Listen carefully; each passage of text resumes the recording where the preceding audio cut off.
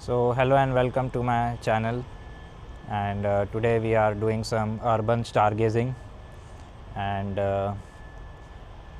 we have this 16-inch over here.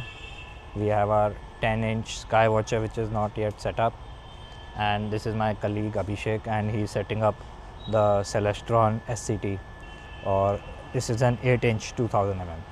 So we will be trying to capture Uranus and Jupiter, Moon, and a few other things.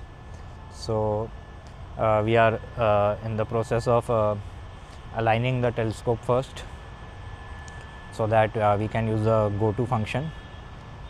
This telescope here does not have the go-to feature, so this rarely gets used. We'll be using this for Moon and Jupiter. We'll be using this one for mostly Jupiter, and this one here we'll be using for seeing Uranus. Aligned the finder scope to the main scope. This was our first job, because this telescope is being used for the first time, and this is almost the first light of the telescope. So now we are slewing it to this Celestron telescope has something known as SkyAlign, in which you do not even need to know the name of the stars. You just choose 3 bright stars, object A, object B, and object C, and the telescope itself should identify and the stars, and if it's correct, it will align automatically. So we are just pointing at 3 bright stars which we can see, and we know the names of the star, but we have not just entered in the telescope or anything like that. We have just provided it with the correct time and latitude, longitude, and altitude of our place in the remote, and that's it. And we are just pointing towards 3 bright stars, and it should align. The positions of the... So we just tried the SkyAlign, and apparently it showed us a line failed. So we'll just see what the issue is.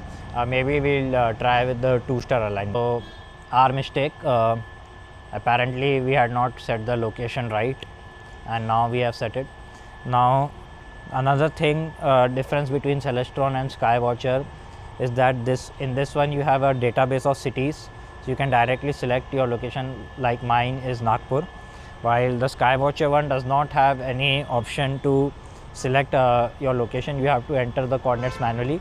I find this one much better than personally choosing Nagpur, because it may so happen you are not in a big city, and so I just find it useful.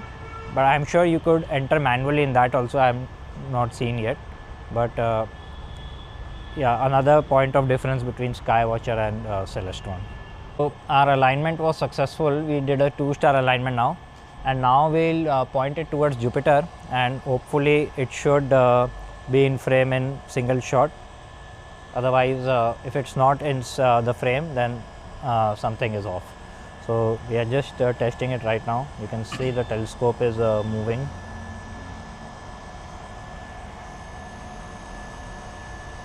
I don't know if you can hear the motors or not.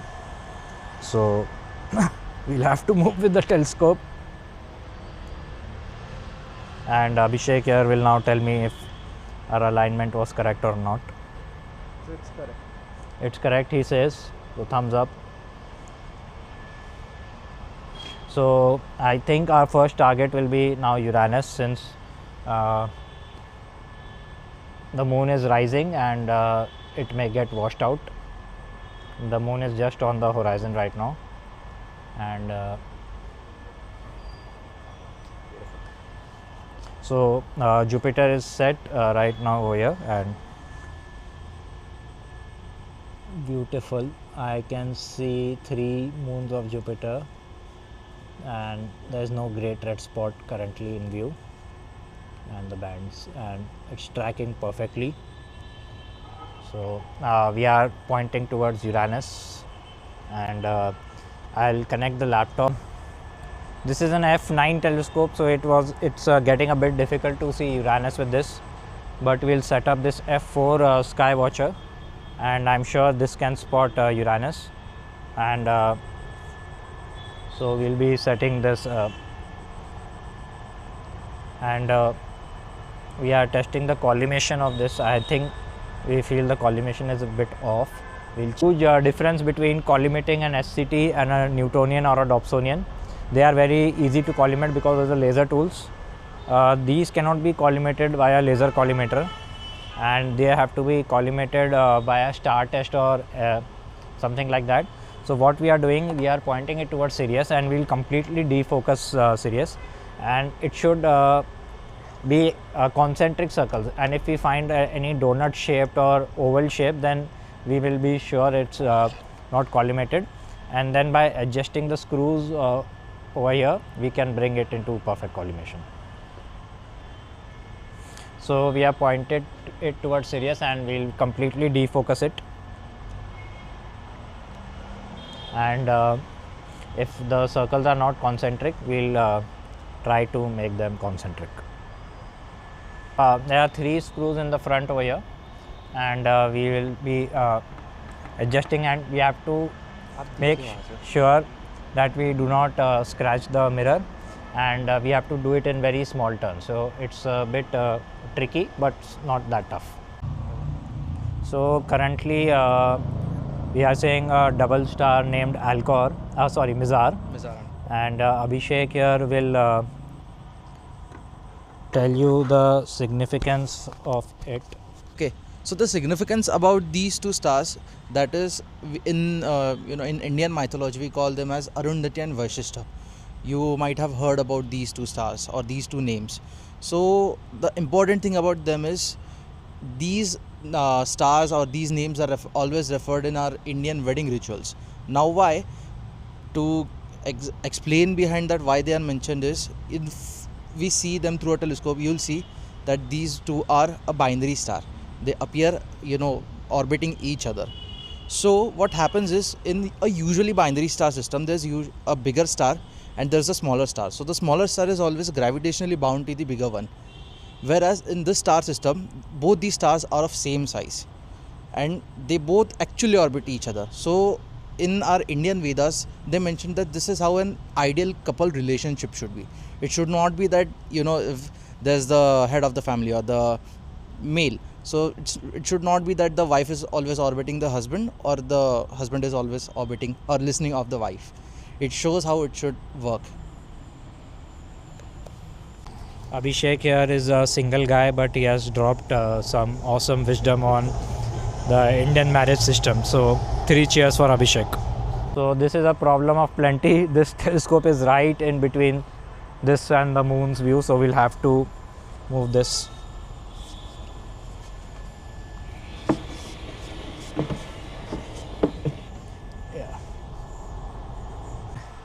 Testing long exposure mobile photography on the Orion Nebula from city skies, and we have put a exposure of 1.5 minutes, and let's see the output. So this was our short session of stargazing in city skies, and as we saw, this telescope performed the best in challenging conditions because this is a f4 and we could see Uranus through this. But despite this being higher focal length, we could not see Uranus because this is an f9, and we also could not see Orion in that detail in this one because this is f9. So this telescope is much more suited for dark skies, while this one is one of the best Dobbs you can get for urban astronomy. Orion Nebula from city skies, and we can see the color in detail, and it was done through this Skywatcher telescope, and you can see the amount of light pollution over here, but still we could get the Orion Nebula, and it's a full moon night also. So yeah, this was a short session of our stargazing session at my home terrace. So hopefully you enjoyed this video, and stay tuned for more. Subscribe.